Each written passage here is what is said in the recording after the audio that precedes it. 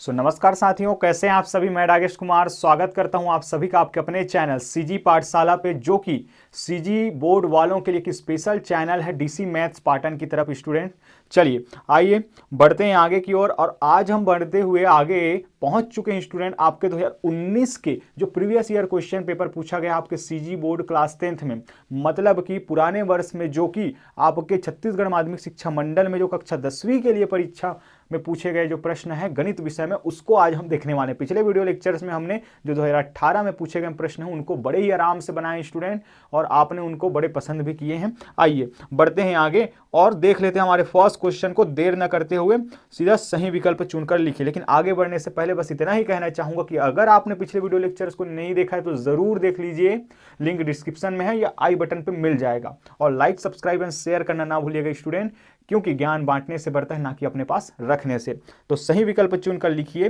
पहला क्वेश्चन आ रहा है आपका, आप देख सकते हैं नीचे कि tan 90 डिग्री माइनस 60 डिग्री का मान होगा। बहुत ही इजी है, बहुत ही इजी है स्टूडेंट। डायरेक्ट हम यहाँ पे आपके लिए लिख लेते हैं क्या, tan 90 डिग्री माइनस 60 डिग्री। अब हम जानते हैं कि tan 90 डिग्री माइनस थीटा क्या होता है आपका, कॉट थीटा, और थीटा के स्थान पे कौन है 60, तो कॉट 60 डिग्री। कॉट 60 डिग्री का मान, सर कॉट 60 तो हमें नहीं पता, कोई समस्या नहीं है मेरे प्यारे साथियों।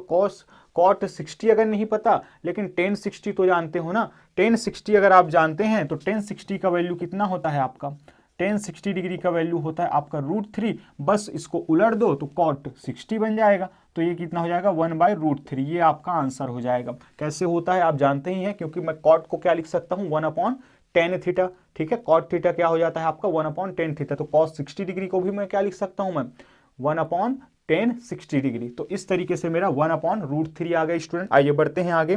फिर x² माइनस 5x प्लस 6 के शून्यकों का योगफल होगा। देखिए शून्यकों का योगफल, यहाँ पे देखिए स्टूडेंट दो क्वेश्चन है और बड़े प्यार से बनाते हैं सीजी बोर्ड वाले, हमारे जो रायपुर में बैठे हुए अधिकारीगण हैं, शिक्षकगण हैं वो सभी, कि या तो आपको गुणनफल पूछ लिया जाएगा मूलों का, सॉरी, या शून्यकों का, या तो योगफल पूछ लिया जाएगा, या इसी को 2 मार्क्स का बनाना होगा तो दोनों पूछ लिया जाता है। तो सेकंड नंबर पे क्या दे दिया गया आपको, p of x is equal to क्या दे रहा है आपको, x² माइनस 5x प्लस 6। शून्यकों का योगफल हम जानते हैं कि अल्फा प्लस बीटा, मैं डायरेक्ट लिख रहा हूं, शून्यकों का योगफल क्या होता है, अल्फा और बीटा क्या होता है आपका, -c डिवाइडेड बाई a। क्या यही फॉर्मूला होता है क्या, बिल्कुल गलत बात है ये।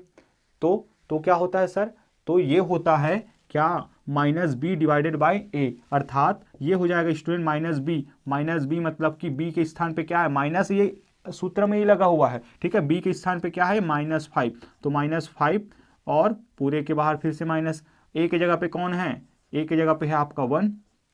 तो इस तरीके से आपको क्या निकल जाएगा, ये आ जाएगा स्टूडेंट आपका 5 या 5/1। ठीक है, ये आपका आंसर है। तो आंसर नंबर कौन सा हो जाएगा, सा, आंसर नंबर सा हो जाएगा। फिर वृत्त पर किसी बिंदु पर कितनी स्पर्श रेखाएं खींची जा सकती है, बहुत ही प्यारा क्वेश्चन है, ध्यान से समझिएगा स्टूडेंट। मैं डायरेक्ट यहीं पे आपको डायग्राम के थ्रू मैं ये समझाने वाला हूं कि वृत्त की किसी बिंदु पर कितनी स्पर्श रेखाएं खींची जा सकती है। तो आइए, पहली बात तो ये रहा मेरा वृत्त जिसका केंद्र O है। स्पर्श रेखा की परिभाषा से अगर आप देखें तो क्या होगा कि अगर हमें एक रेखा और वृत्त के बीच केवल और केवल एक उभयनिष्ठ बिंदु, जिसको हम क्या बोलते हैं, स्पर्श बिंदु प्राप्त होता है, तो ये कोई मामूली रेखा नहीं कहलाती है, वो कहलाने लग जाती है स्पर्श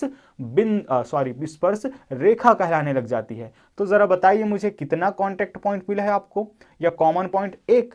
तो इसका मतलब किसी बिंदु पर आपको पूछा गया है स्टूडेंट, तो केवल और केवल एक जो है वो क्या खींचा जा सकता है, स्पर्श रेखा खींचा जा सकता है। आप यहां से समझ सकते हैं बड़े ही आसानी से।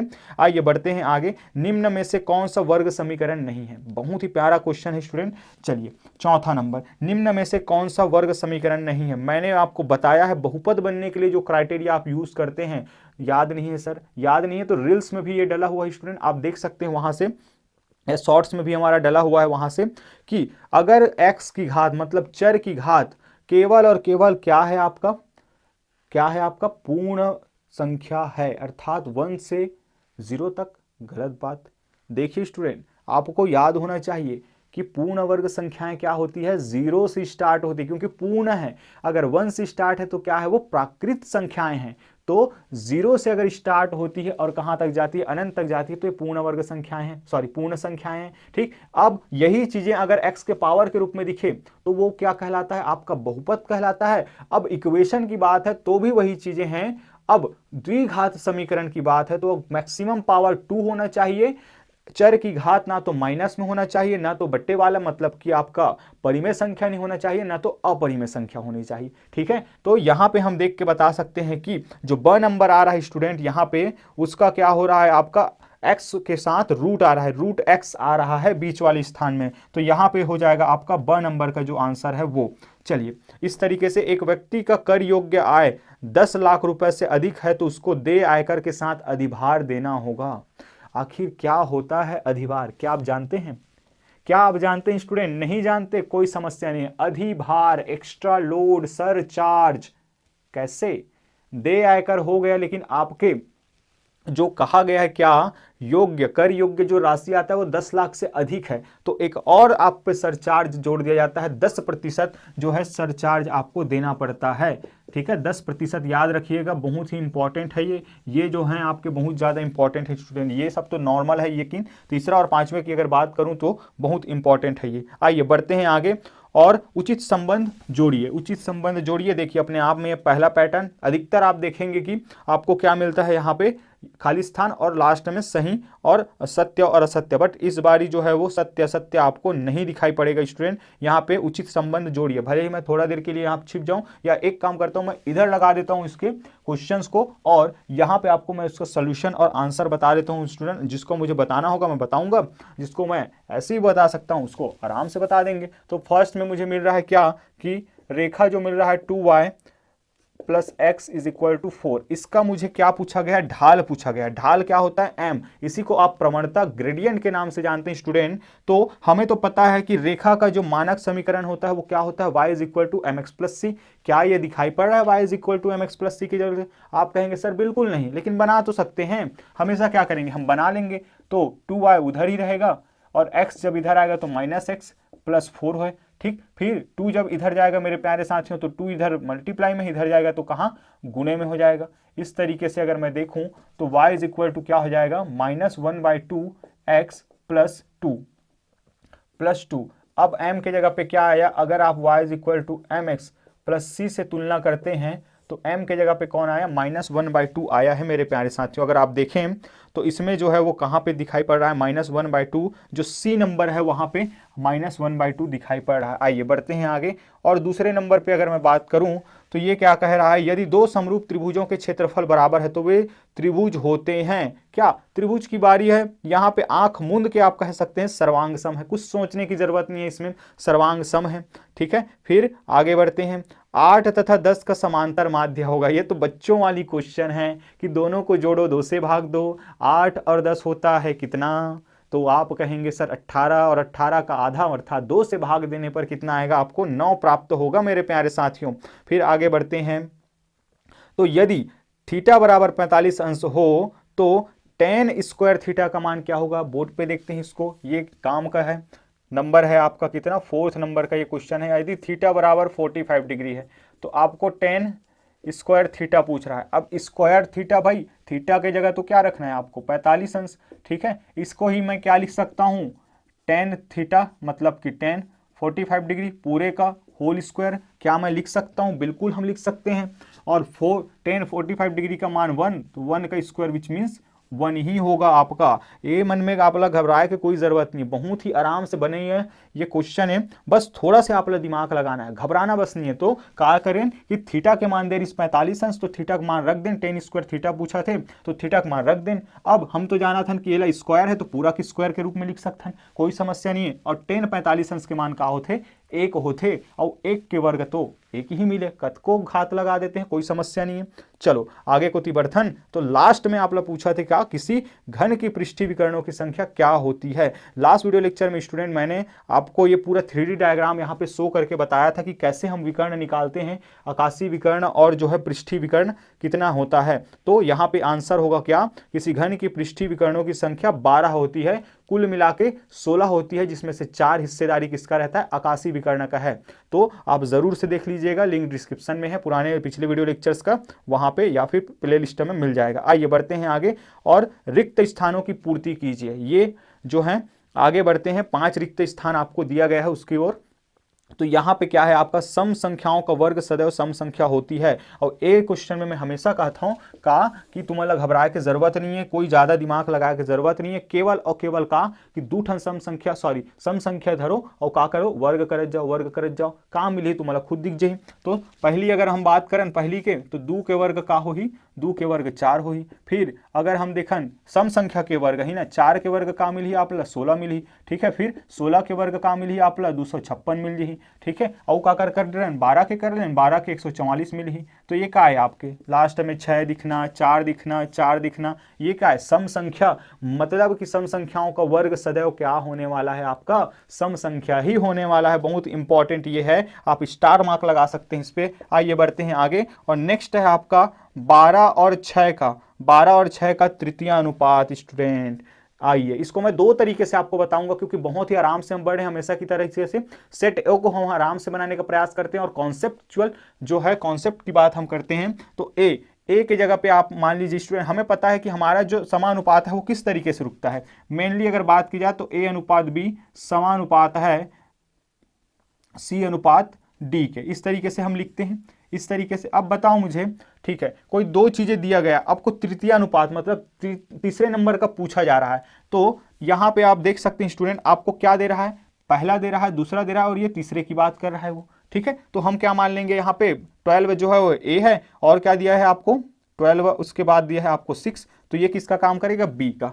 तो इन दोनों का अनुपात स्टूडेंट, फिर आपका नहीं जानते तो एक्स मान लेते हैं, ठीक, एक्स। अब इस रूप में जब लिखते हैं, इसको एक्सपांड करते हैं तो क्या लिखते हैं हम, इस तरीके से लिखते हैं, आपको पता होगा, ठीक है। अब ये तो हमें पता है क्या, मध्य का गुणनफल बाहर वाले अर्थात चरम पदों के गुणनफल के बराबर होता है। तो यहां से मेरे प्यारे साथियों क्या मिल जाएगा आपको मिल जाएगा, अगर इसकी बात करें तो 36 बराबर 12x आपको मिलेगा, आपस में गुणा होके। इस तरीके से x बराबर कितना मिल जाएगा आपको, x बराबर मिल जाएगा कितना 3, 12 या 36। तो x का मान कितना हो जाएगा, 36 हो जाएगा। बाह्य बिंदु से वृत्त पर खींची गई स्पर्श रेखाओं की लंबाइयां क्या होती हैं, बराबर होती हैं। थ्योरम ही है हमारा चैप्टर नंबर 12, थ्योरम नंबर 12, ठीक है। आप देख सकते हैं, जिस राशि पर ब्याज की गणना की जाती है उसे मिश्र धन कहते हैं। सर आपका दिमाग खराब हो गया क्या आप, ठीक है, बचपन से पढ़ते आ रहे हैं क्या, मूलधन पर ही ब्याज की गणना की जाती है मेरे प्यारे साथियों। बिल्कुल ऐसे ही जवाब आना चाहिए आपका कि जिस राशि पर ब्याज की गणना की जाती है उसे क्या कहते हैं मेरे प्यारे साथियों, उसको कहा जाता है क्या, मिश्रधन नहीं, मूलधन कहा जाता है, ठीक है। यहीं पे आपको उलट के आपको जवाब मिलेगा, ठीक है, कि अंतिम राशि क्या होती है, परिपक्वता राशि को क्या कहते हैं, तब आप कहेंगे कि क्या, कि वो होता है मिश्रधन। मिश्रधन क्या होता है, मूलधन और ब्याज का योगफल। चलिए आगे बढ़ते हैं, और किसी बिंदु के निर्देशांक अगर 8,0 है तो बिंदु खाली स्थान अक्ष पर स्थित होगा। कोई बहुत बड़े बात नहीं है, ठीक है। चलो आप मतलब एक बार जरूर फिर से बता रहे थे, दर्शन करा रहे थे। ये रहा x axis, y minus x और ये माइनस वाई, ठीक है। यहाँ पे आप मन देखो एक्स की ही मान मिली, यहाँ पे वाई के मान मिली, यहाँ भी एक्स की ही मान मिली, यहाँ भी वाई के मान मिली भाई। लेकिन हम तो जाना था कि कोनो न कोनो अगर कोऑर्डिनेट बिंदु है तो कर क्या होगी, निर्देशांक होगी, और निर्देशांक मतलब एक्स कॉमा वाई के रूप, एक्स कॉमा वाई के रूप हरे। तो यहाँ पे आप देवत है कि ये जो है वो कहीं ना कहीं 8 है, मतलब एक्स के मान है और ये 0, ठीक है। तो अक्सर हमन पढ़थन या पढ़ाथन तक का किथन कि एक्स एक्सिस पे वाई 0 होता है, रट लो अगर समझ नहीं आ रहा है तो। वाई एक्सिस पे एक्स 0 होता है, रट लो समझ नहीं आ रहा है तो, ठीक। लेकिन एमा में अतके कहूँ कि रट्टे वट्टे की जरूरत नहीं है। एमा ये तो हो गया पहला तरीका, जेमा बोलते हैं कि एक्स एक्सिस पे वाई 0 होता है, वाई एक्सिस पे एक्स 0 होता है, ठीक है। इसको भुज कहते हैं, इसको कोटि कहते हैं, कभी पूछ लिया जाए तो, ठीक। लेकिन का एक बात और सोचे हो कि हमन ये भी तो कह सकते हैं ना कि जेकर मान दे है वही एक्सिस पे हो ही, जेकर मान दे है वही एक्सिस पे होगी। मतलब कि 8 का मान आपको दिया गया है तो एक्स एक्सिस पर ही होगा, एक्स का मान आपको दिया गया है तो एक्स एक्सिस पर ही होगा। ऐसे भी तो हम याद कर सकते हैं ना, ठीक है। कॉन्सेप्ट भी सिखा रहा हूं, रटने का तरीका भी समझ लो, ठीक है। या रटने का क्या है, इसमें तो हम समझ ही रहे हैं। ठीक है, कोई समस्या नहीं है।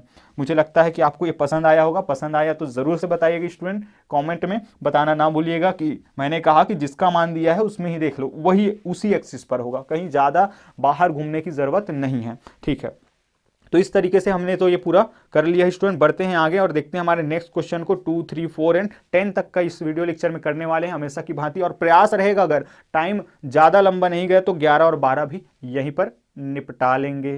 क्वेश्चन नंबर 2 है स्टूडेंट आपका कि cos square 65 degree plus cos square 25 degree का मान क्या होगा। ये देखते ही आपसे बन जाना चाहिए कि इसका जो मान है वो क्या आने वाला है, आपका 1 आने वाला है। चलिए, लेकिन आएगा कैसे, 2 मार्क्स के लिए हमें लिखना है, तो लिखेंगे कैसे कि सबसे पहले अब इसको हम इक्वल करके हम चलने जा रहे हैं। कोई भी आप देख लीजिए, आप देखते ही ये समझ जाएंगे कि क्या है ये, कॉम्प्लीमेंट्री एंगल्स के बारे में बात हो रही है, क्या पूरक कोणों के बारे में। तो हमें तो पता है कि एक दूसरे को चेंज कर सकते हैं किसी ना किसी में, किसी एक को पकड़ते हैं। मान लीजिए मैं इसको चेंज करता हूं, तो ये क्या हो जाएगा, पहली बात तो ये cos square 65 degree as it is रहेगा। फिर इसको मैं लिख सकता हूं स्टूडेंट कॉस स्क्वायर फिर 90 डिग्री माइनस कितना, 90 डिग्री माइनस 65 डिग्री। क्या मैं दोनों में माइनस करूंगा तो 25 नहीं मिलेगा वापस से, बिल्कुल मिलेगा, तो कोई फर्क नहीं पड़ा। लेकिन आंसर में जरूर फर्क पड़ जाता है, या हमारे हेल्प कर देगा ये कि इसको मैं क्या लिख सकता हूं, कॉस स्क्वायर 65 डिग्री प्लस इसको मैं लिख सकता हूं क्या मेरे प्यारे साथियों, साइन स्क्वायर कितना 65 डिग्री। क्यों सर,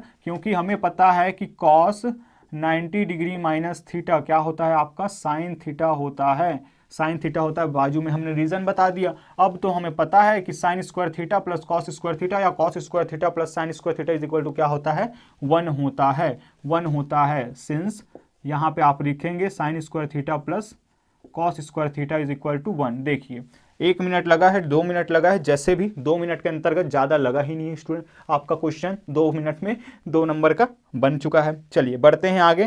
थर्ड नंबर क्वेश्चन पे आपको एक्स का मान निकालना है।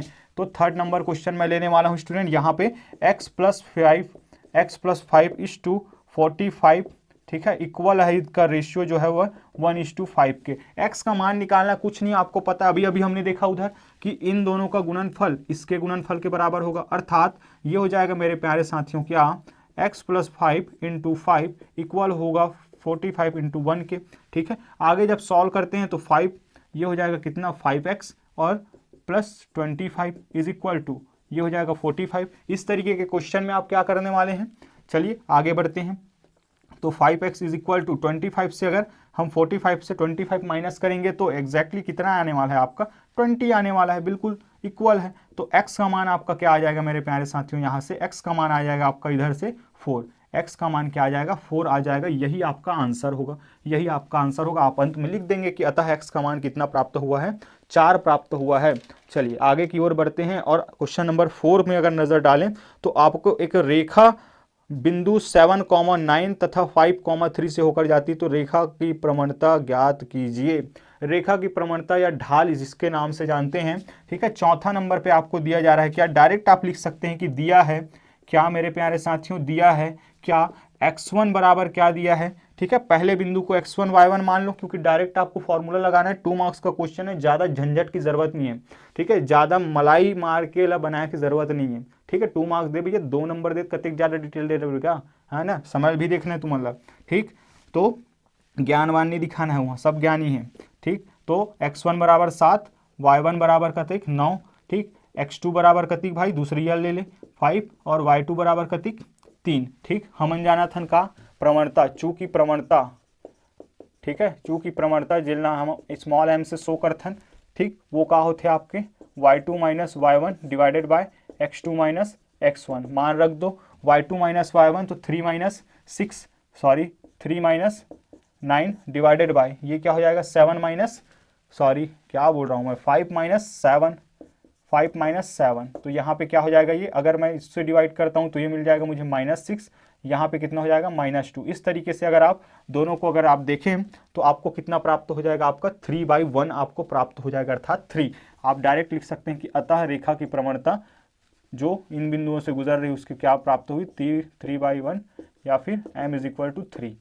प्रवणता जो है कितना प्राप्त हुआ है, आपका 3 प्राप्त हुआ मेरे प्यारे साथियों। एक बार जरूर से मैच करना चाहेंगे, बिल्कुल कोई समस्या नहीं है। आगे बढ़ते हैं। रेखा जो अब समीकरण आपको दिया गया है उसको हल करना है। बहुत ही प्यारा, बहुत ही पसंदीदा टीचर्स का, ठीक है, ये वाला जो पैटर्न है वो आपका बहुत ही प्यारा है। यहाँ पे अगर देखें तो ये क्या है आपका 5th नंबर पे वर्ग समीकरण दिया जा रहा है, क्या, x square minus 10x is equal to 0, बिल्कुल एक लाइन पे बनता है। यहाँ पे उभयनिष्ठ बस आपको निकालना है, तो यहाँ दोनों से उभयनिष्ठ क्या निकल जाएगा मेरे प्यारे साथियों, तो आप कहेंगे कि सर x उभयनिष्ठ निकल जाएगा, तो x माइनस 10 बचेगा और इक्वल टू 0। एक बार x की इक्वल टू 0 रखेंगे, एक बार x को, और एक बार x माइनस 10 को इक्वल टू 0 रखेंगे, तो यहाँ से x इज इक्वल टू कितना 10 प्राप्त हुआ, और यहाँ पे x इज इक्वल टू 0। तो सर क्या इतने के लिए हमें 2 मार्क्स हैं? बिल्कुल नहीं स्टूडेंट, आपको लिखना भी है यहाँ पे कि अतः वर्ग समीकरण का जो हल है वो x बराबर 0 तथा 10 प्राप्त हुआ। ये पूरा आपका कंप्लीट आंसर है। मैं यहाँ पे नहीं लिखने वाला हूँ, टाइम ज़्यादा आपका हो जाएगा, मुझे तो आपको आंसर करना है।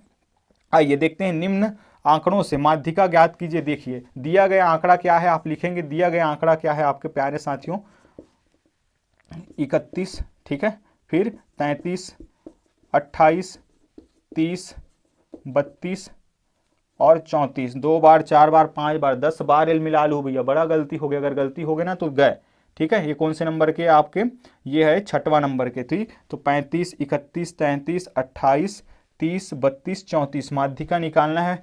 और येला किथे व्यक्तिगत श्रेणी के डाटा, मतलब कि आप मतलब जो आंकड़ा देखे वो कहा है अभी बिल्कुल बिखराव है, कोई ग्रुपिंग वुपिंग नहीं है, तो एक फॉर्मूला अलग रहते। फॉर्मूला कहाँ लाते, गिन दो एक बार, 1 2 3 4 5 6 7, 1 2 3 4 5 6 7, ध्यान से देखो 7 है कौन से नंबर हरे, तो 7 हरे आपके का विषम संख्या, और विषम संख्या के लिए क्या लगाए जाते फॉर्मूला, आओ दिखाओ, ठीक है। तो चूंकि यहाँ आप लिखेंगे, चूंकि यहाँ कैपिटल एन या स्मॉल एन जैसे भी आप यूज करते हैं 7, जो कि क्या है मेरे प्यारे साथियों आपकी एक विषम संख्या है, इसलिए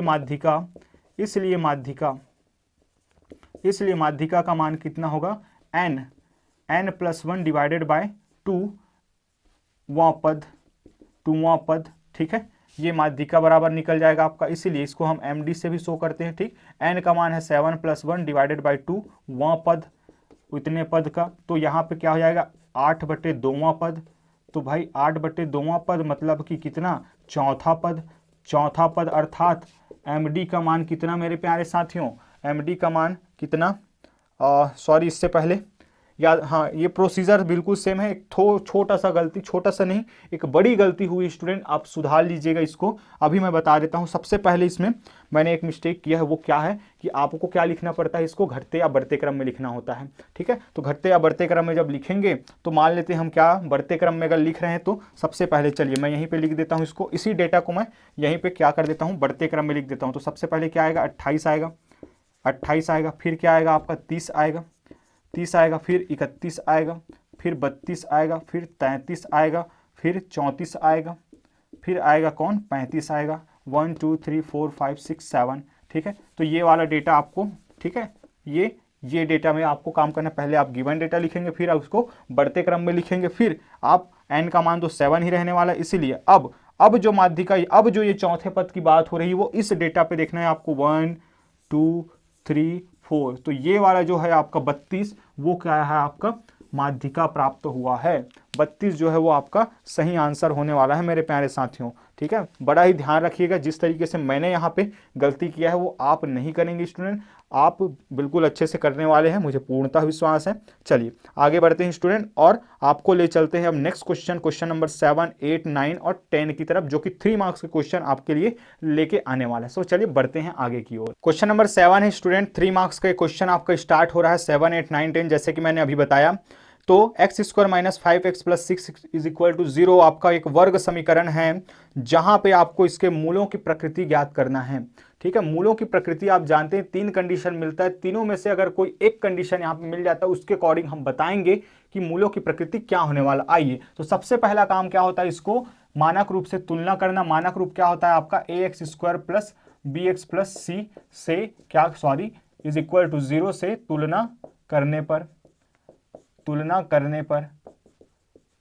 पर यहाँ क्या प्राप्त हो जाएगा मेरे प्यारे साथियों, a बराबर, देखिए एक्स स्क्वायर इसके पास भी है उसके पास है, लेकिन इसके सामने a की जगह पे क्या लगा हुआ है, कुछ नहीं, मतलब कि 1 है, a की जगह पे 1 है, फिर b की जगह पे क्या है -5 है, बी के जगह पे क्या है -5 है, एंड सी की जगह पे है आपका कितना 6।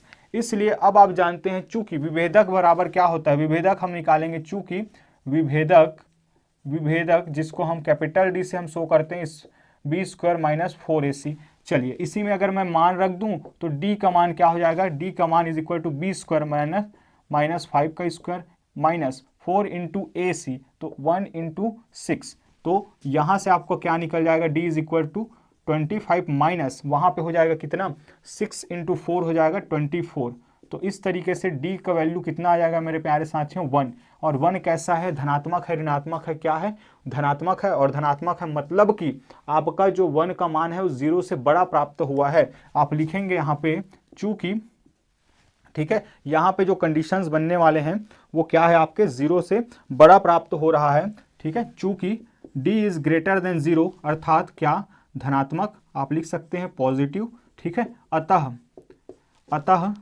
वर्ग समीकरण के मूल, अतः वर्ग समीकरण के मूल क्या होंगे, वास्तविक होंगे, वास्तविक एवं असमान होंगे, वास्तविक एवं असमान होंगे, रियल एंड डिस्टिंक्ट आपको मिलेंगे हैं, ठीक है। ये आपका आंसर होगा 3 मार्क्स का। आप जैसे ऐसे बनाएंगे तो थोड़ा लेंथी दिखेगा ये।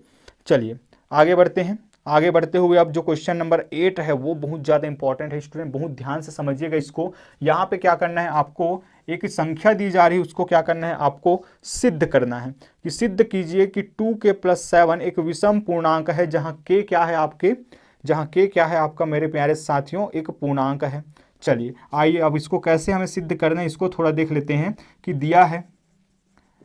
दिया है क्या 7 कितना दिया है 2k प्लस दिया क्या है, इसको सिद्ध करना है, दिया नहीं है सिद्ध करना है, इसको सिद्ध करना है कि, ठीक है, आप ऊपर में लिखेंगे जिस तरीके से हमारा पैटर्न चला आता है। सिद्ध करना है कि, सिद्ध करना है कि, ये कथन दोहरा देंगे यहाँ पे आप, ये कथन दोहरा देंगे, ठीक है, ठीक। अब हम क्या करेंगे, माना कि b बराबर क्या ले लेते हैं 2k + 7, जहां b भी कहां से बिलोंग करेगा मेरे प्यारे साथियों, z से, मतलब कि b भी एक क्या है आपके पूर्णांक है। चलिए आगे बढ़ते हैं।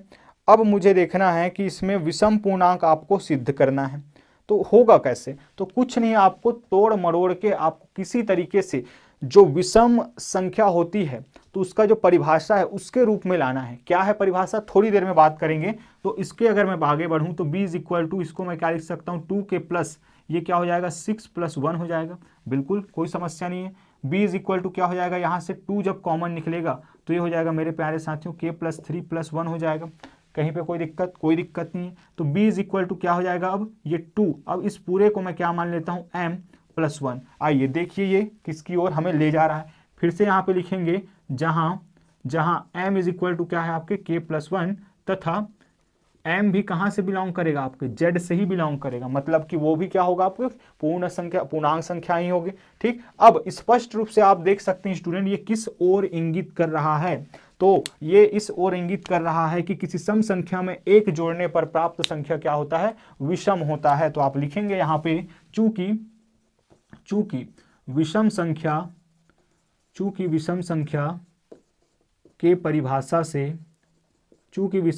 के परिभाषा से, क्या कि किसी या 2 के गुणज में एक जोड़ने पर प्राप्त संख्या क्या होता है, विषम होता है। आप लिखेंगे, ठीक। स्पष्टतः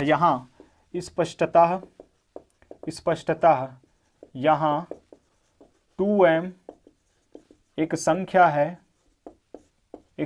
है जो कि क्या है मेरे प्यारे साथियों, जो कि 2 का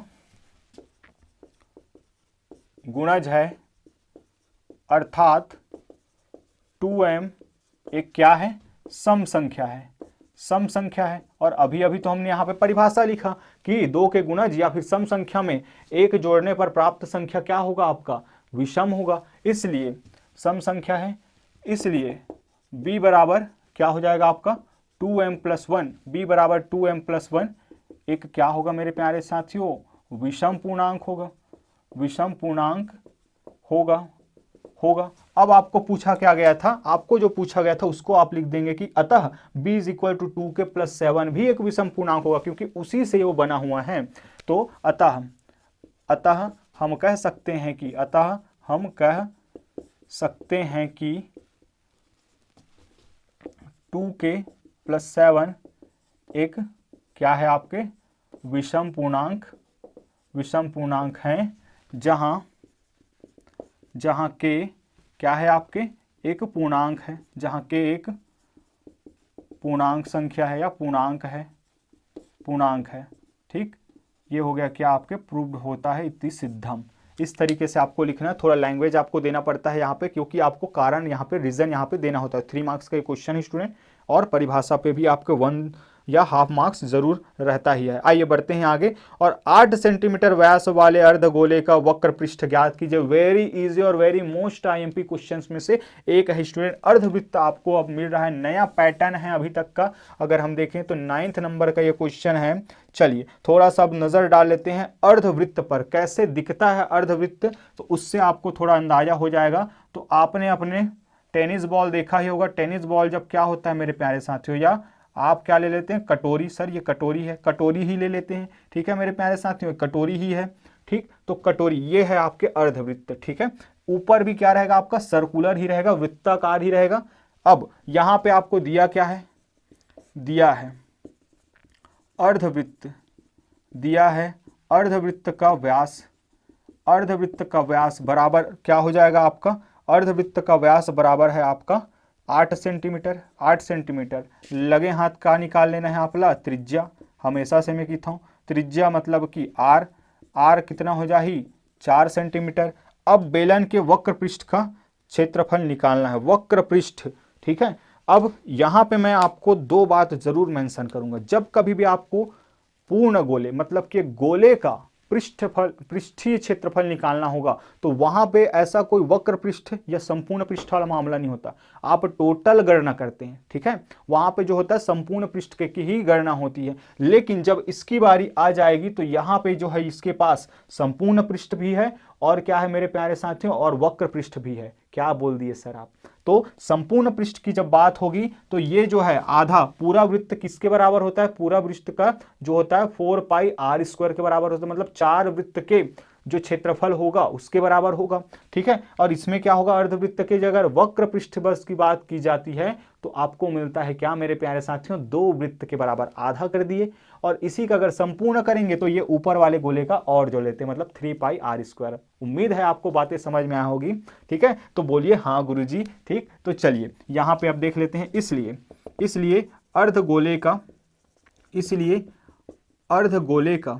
अर्धगोले का क्या, वक्र पृष्ठ।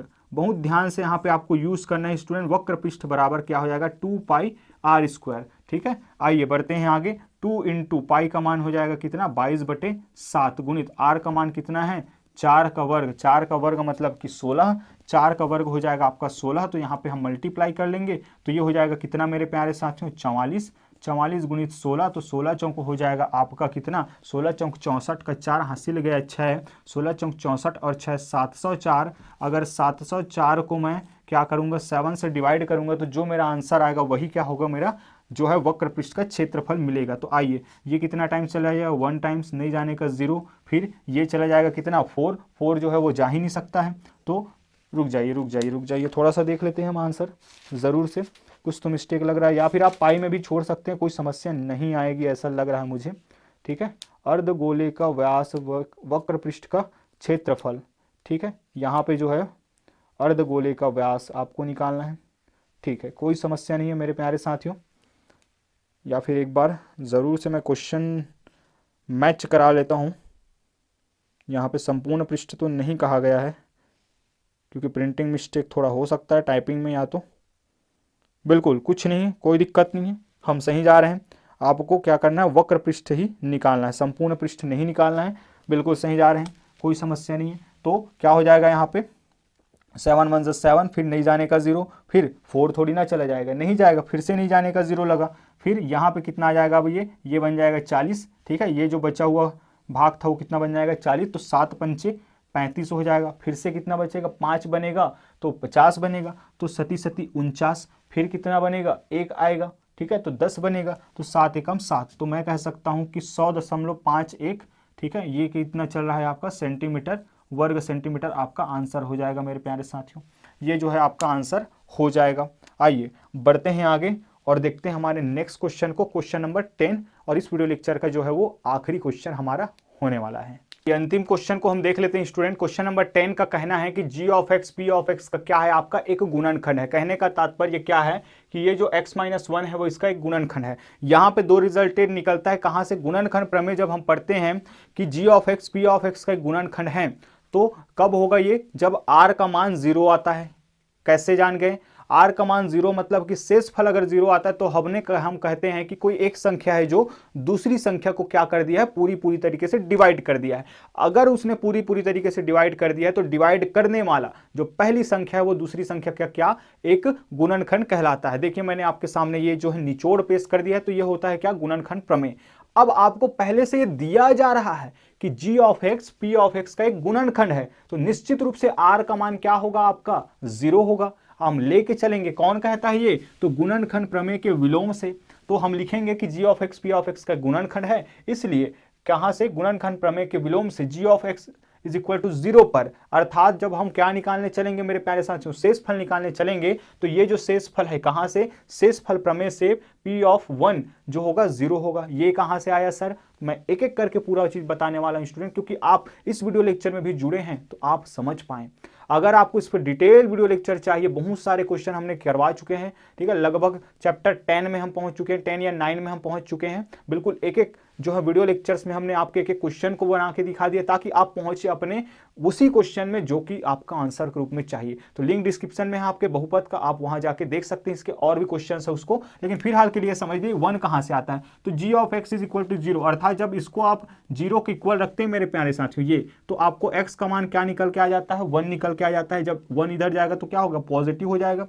तो इसका 0 होना मतलब कि x इज इक्वल टू, इस पर 0 हो रहा है, तो मैंने x की जगह पे क्या रख दिया, जो मान आया है 1 उसी को। नहीं आया समझ में, कोई बात नहीं, मैं और समझा देता हूं, लेकिन इसकी जो है इंपॉर्टेंस आप इसी से समझ सकते हैं कि मैं ये टाइम क्यों ले रहा हूं आपको, कि मैंने क्या किया, x-1 इक्वल टू 0 किया, ठीक है। इससे मुझे x का मान निकलता है, x का मान निकलता है। इस x के मान को अगर मैं इस पे रख देता हूं तो जो मुझे मान मिलता है, जो भी हल मिलेगा, वही क्या कहलाता है, आपका शेषफल कहलाता है। अब शेषफल हम जान गए हैं कि क्या होने वाला, इस स्थिति पे 0 होने वाला, इसीलिए हमने जब इसमें x की जगह पे 1 पुट कर दिया तो इसी को अब क्या लिख दिया, ये क्या होगा, 0 आएगा। मुझे लग रहा है कि मैंने बातों को पहुंचाने का प्रयास कर चुका है स्टूडेंट आप तक। अगर इसके बावजूद भी आप पे कोई डाउट है तो जरूर से आप लिंक डिस्क्रिप्शन में है, आप उसका यूज जरूर करेंगे मेरे प्यारे साथियों। अगर समझ में आया तो अभी के अभी कमेंट में बताएंगे, और शेयर करना ना भूलिएगा, और लाइक के बटन को अभी के अभी क्लिक कर दीजिए। तो आइए बढ़ते हैं आगे। अब हम क्या लेके चलने वाले हैं कि हाँ, शेषफल जो है वो 0 होने वाला है, ठीक है, चूंकि या फिर हम डायरेक्ट लिख सकते हैं x इज इक्वल टू 1 कहाँ पे रखने पर, p ऑफ x में जो है वो क्या रखने पर, x इज इक्वल टू 1 रखने पर, इसलिए p of 1 is equal to क्या हो जाएगा मेरे प्यारे साथियों, kx स्क्वायर, मतलब कि k इंटू 1 का स्क्वायर माइनस 5 इंटू 1 प्लस 3, और ये कि सब के सब क्या होने वाला है, इक्वल टू 0। कहाँ से हम जानते हैं, क्योंकि ये एक दूसरे के क्या हैं, कुछ ना कुछ रिलेशन लेके आ रहे हैं। तो यहाँ से अगर मैं देखूँ तो ये क्या आ जाएगा, k minus 5 plus 3 equal to 0।